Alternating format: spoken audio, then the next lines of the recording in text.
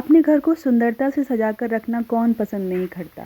और ख़ासकर घर के हर कोने को हम बहुत प्यार से सजाते हैं। कभी कभी कुछ ऐसे कोने छूट जाते हैं जहां हम समझ नहीं पाते कि हम क्या ऐड करें, तो वहां पर हम ग्रीन ब्यूटीज़ को ऐड कर सकते हैं। कोई ऐसा कोना या फिर कोई ऐसी शेल्फ। तो चलिए वीडियो शुरू करते हैं।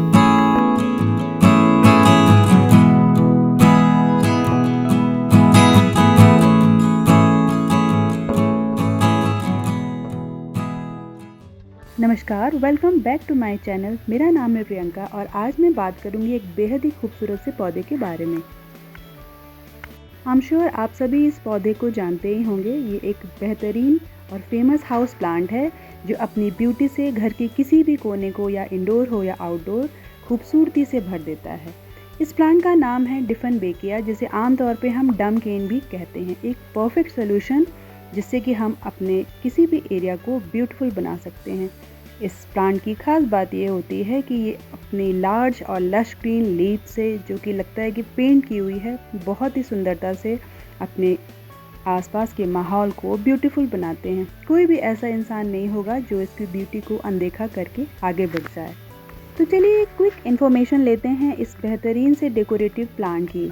डेकोरेटिव या ऑर्नामेंटल प्लांट, ये प्लांट अपनी सुंदरता के लिए ही लगाया जाता है, ना ही फ्लावरिंग के लिए, ना ही किसी तरह की फ्रूटिंग के लिए। तो सबसे पहले आप इसकी ब्यूटी को देख सकते हो। इसमें येलो, वाइट, गोल्ड और little bit of cream colour के बहुत सारे शेड्स होते हैं। इनकी सारी ब्यूटी इनकी लीव्स पर भी डिपेंड करती है। ये एग्जॉटिक लुक वाले प्लांट बहुत ही आसानी से हमारे घर में थ्राइव करते हैं और इनकी कई ऐसी स्पेशल क्वालिटीज़ होती हैं जिनकी वजह से भी ये घरों में आमतौर पर लगाए जाते हैं। तो सबसे पहले ये जो प्लांट होते हैं ये हमारे इंडोर की एयर को भी प्योरीफाई करते हैं, जिससे कि हर कोई इसे लगाना पसंद करता है। और ये इतने हाईली एफिशिएंट होते हैं कि हमारे पॉल्यूटेंट्स को भी ये फ़िल्टर करते हैं। तो आप इसे घर में आसानी से लगा सकते हैं, मगर आपको एक बात का खास ध्यान देना है कि अगर आपके घर में छोटे बच्चे हों या पेट हों तो आप इस प्लांट का ध्यान रखें, अपने बच्चों का ध्यान रखें, क्योंकि अगर वो गलती से भी इनकी लीव्स वगैरह को च्यू कर लेते हैं तो ये थोड़े से टॉक्सिक साबित हो सकते हैं। कभी कभी उन्हें वॉमिटिंग या फिर इरिटेशन वगैरह हो सकती है। तो चलिए सबसे पहले जानते हैं कि अगर हमको इस प्लांट को प्रोपोगेट करना है या कट करना है या बढ़ाना है तो हम उसे कैसे कर सकते हैं, क्योंकि ये प्लांट बढ़ाने का तो अपना ही एक अच्छा सा सुखद अनुभव होता है। तो देखिए मेरा ये जो प्लांट आपको दिख रहा है ये बिल्कुल स्ट्रेट बढ़ा हुआ है। तो सबसे पहले मैंने नाइफ़ को अच्छे से स्टेरलाइज करके इसे यहाँ से कट कर लिया है, क्योंकि कोई भी प्लांट तभी ब्यूटीफुल लगता है जब वो बुशी हो और बहुत सारी लीफ से भरा हुआ हो। जैसे कि आप देख पा रहे थे मेरे प्लांट बिल्कुल स्ट्रेट बढ़ रहा था, क्योंकि कभी भी मैंने इसे आज तक कट किया ही नहीं था। तो आज मैंने सोचा क्यों ना आपके साथ ही इसे कट करूं और प्रोपोगेट करूं। तो ये जो ब्लू कलर की चीज़ आप देख रहे हो ये फंजीसाइड है।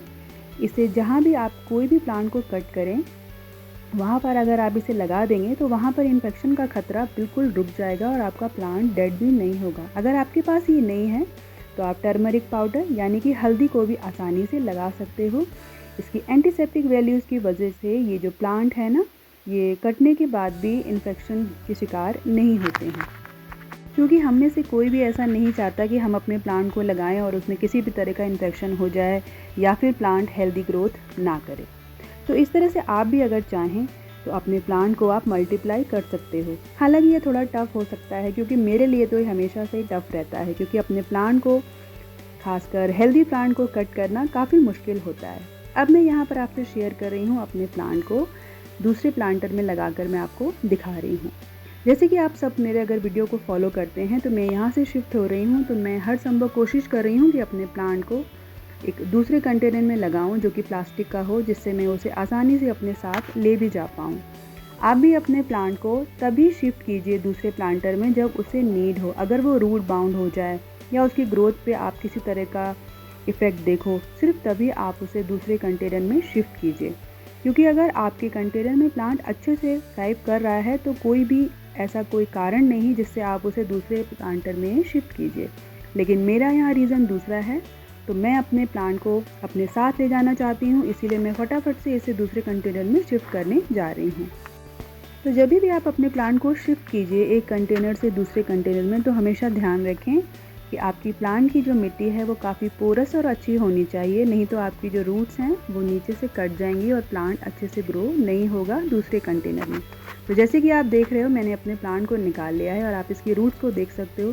साथ ही साथ आप ये भी देख सकते हो कि ये बिल्कुल स्टिक की तरह खड़ा हुआ प्लांट है, सिर्फ ऊपर ऊपर इसमें लीव्स हैं जो कि अब मुझे अच्छी नहीं लग रही हैं। तो मैं ट्राई करती हूँ कि मैं अपने प्लांट को अच्छे से और प्रोपोगेट करूँ, लेकिन अपने साथ ले जाने के बाद। तो इस तरह से आप भी अपने प्लांट को प्रोपोगेट कर सकते हो। अगर हम हाइट वगैरह की बात करें तो ये प्लांट बहुत ऊंचे नहीं जाते हैं, मैक्सिमम 6 फीट के करीब ये लंबे होते हैं अगर इसे बहुत अच्छी ग्रोथ मिले तो। वैसे ये आमतौर पे अगर आप कंटेनर में लगाते हो 8 से 10 इंच के कंटेनर में तो भी ये मैक्सिमम 3 फीट के करीब ऊंचे होते हैं। इस प्लांट की सबसे स्पेशल बात ये है कि ये बहुत ही अच्छे से ग्रो करते हैं। अगर इन्हें अच्छी ग्रोथ या अच्छा न्यूट्रिएंट मिले तो ये फटाफट से अपनी ग्रोथ को आपको शो करते हैं, क्योंकि ये स्लो ग्रोइंग प्लांट बिल्कुल भी नहीं होते हैं। और किसी भी प्लांट को अच्छे से ग्रो करने के लिए उसे सिर्फ 2-3 चीज़ों की रिक्वायरमेंट होती है। वो है एक अच्छा सा सॉइल मिक्स और एक अच्छा सा कंटेनर और टाइम टू टाइम उसमें निराई गुड़ाई। तो चलिए आप देख सकते हो कि मैंने इस तरह से सॉइल मिक्स बनाया है। आप भी ऐसा ही सॉइल मिक्स बनाइए, क्योंकि अगर आप सिर्फ गार्डन सॉइल को ही अपने प्लांट में ऐड करेंगे तो उसके जो न्यूट्रिशन है, जो प्लांट को रिक्वायरमेंट होती है, वो सारा नहीं मिल पाएगा। इसीलिए कोशिश करें अपने गार्डन सॉइल के संग संग आप अपने प्लांट में, ये देखिए फंजीसाइड है, ये ब्लू कलर का फंजीसाइड है, मैं साफ का फंजीसाइड यूज़ करती हूँ। और मैंने ऑर्गेनिक कंपोस्ट इसमें ऐड की है जो कि है वर्मी कंपोस्ट। तो इस तरह से आप भी अपने प्लांट में इस तरह का सॉइल मिक्स बनाकर यूज़ कर सकते हैं। सॉइल मिक्स बनाने के लिए सबसे पहले आपको अपने एरिया की सॉइल पर ध्यान देना होगा। कभी कभी किसी एरिया की सॉइल कुछ ज़्यादा क्लेई होती है, कहीं की सैंडी होती है, तो अकॉर्डिंगली आप अपनी सॉइल तैयार कीजिए। और चेक आप इस तरह कर सकते हो कि हाथ से छूने पर अगर आपकी सॉइल बहुत ही आसानी से नीचे आए और भुरभुरी हो तो बस वही बेस्ट सॉइल मिक्स होता है। आप चाहें तो मार्केट से भी सॉइल मिक्स परचेज़ कर सकते हो, पर ऐसा करने की बिल्कुल भी नीड नहीं होती है। तो आप देख सकते हो कि मैंने सारी चीज़ों को अपने सॉइल में ऐड कर लिया है और इसके बाद मैं अपने प्लांट को इसमें शिफ्ट कर दूंगी। तो चलिए अब हम शिफ्ट करने के बाद बात करते हैं कि इस प्लांट में किस तरह की लाइट की रिक्वायरमेंट होती है। तो डिफेनबेकिया एक ऐसा प्लांट है जो हर तरह की कंडीशन को अपने अच्छे से टॉलरेट कर सकता है। तो कभी कभी आप इसे अगर ब्राइट सनलाइट में भी रखते हैं और कभी कभी लो सनलाइट में भी, तो भी ये अच्छे से थ्राइव कर सकता है। कोशिश कीजिए अगर आप घर के अंदर रख रहे हैं तो ईस्ट या वेस्ट फेसिंग विंडो की तरफ ही इसे रखें, जिससे कि इसे टाइम टू टाइम सनलाइट मिलती रहे, सुबह की और शाम की भी। ऐसा ये प्लांट बिल्कुल भी नहीं है कि इसे सनलाइट ना पसंद हो, क्योंकि अगर आप इसे सनलाइट प्रोवाइड नहीं करेंगे तो इसकी जो लीव्स हैं ये नीचे की तरफ झुक जाएंगी और अपनी ब्रॉडनेस को भी कम कर देंगी। तो इसका आप खास ध्यान रखें।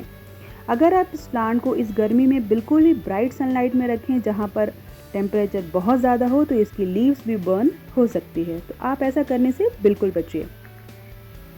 तो अगर हम अभी ह्यूमिडिटी की बात करें तो ह्यूमिडिटी अभी इस गर्मी में तो आपको बहुत मुश्किल में मिलेगी। तो आप एक काम कर सकते हो, जहाँ पर आपके बहुत बड़े बड़े प्लांट हो वहाँ पर आप अपने इस प्लांट को रख सकते हो, जिससे ये प्लांट अच्छी तरह से बच जाएगा। तो देखिए कट करने के बाद मैंने फंजीसाइड हर एरिया में लगा लिया है और सॉइल में भी ऐड कर दिया है। तो इन दिस वे मैं अपने प्लांट को बचाऊंगी और अपने साथ लेकर जाऊंगी। तो अब हम बात करते हैं वाटरिंग की। वाटरिंग इस प्लांट की सबसे स्पेशल नीड होती है, उसी का आपको ध्यान रखना है, क्योंकि जो इसकी स्टेम है ना, इसमें वाटर स्टोर्ड होता है, जैसे कि मैंने आपको पहले भी दिखाया। तो इस प्लांट को बहुत ज़्यादा वाटर नहीं चाहिए। अगर 1 इंच की सॉइल सूखी हो जिसे आप टच करके चेक कर सकते हो, आप सिर्फ तभी पानी दीजिए। कभी भी ऐसी कोशिश मत कीजिए कि आप बहुत सारा पानी डाल रहे हो ऐसा सोच कर कि गर्मी है। तो ये इस तरह की सॉगी सॉइल को बिल्कुल भी बर्दाश्त नहीं करता। इससे क्या होगा, जो इसकी रूट्स हैं ना वो भी रॉट हो जाएंगी। और अगर ड्रेनेज या होल आपने अगर बॉटम को चेक नहीं किया है कंटेनर का, तो पानी उसमें रुक जाएगा पानी ज़्यादा देने से, और जो इसकी स्टेम्स है ना वो भी गलना शुरू हो जाएंगी। वो आप हाथ से छू के आसानी से पता लगा सकते हैं। तो आप इसका खास ध्यान दीजिए कि आपको ऐसा बिल्कुल भी नहीं करना है।